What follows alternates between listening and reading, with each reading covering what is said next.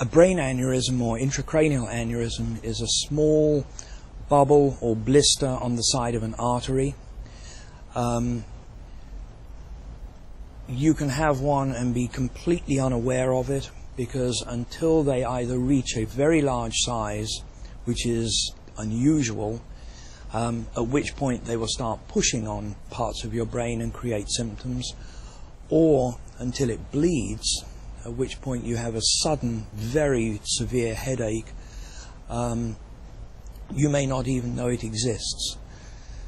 The most common presentation is either for it to bleed, which in most people is very bad news, and although there are those who have nothing more than a headache, there are a significant number of people who don't survive that first hemorrhage.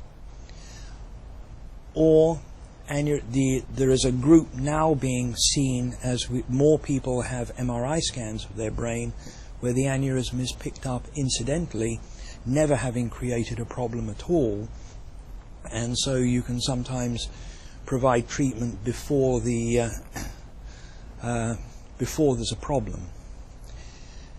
There are two treatments. Surgically, we go inside the skull, go to the aneurysm, and put a small metal clip across the aneurysm so that blood can still travel down the artery that it's connected to, but can't get up into the aneurysm, and therefore the aneurysm can't bleed. And that's been done for some decades and works very well.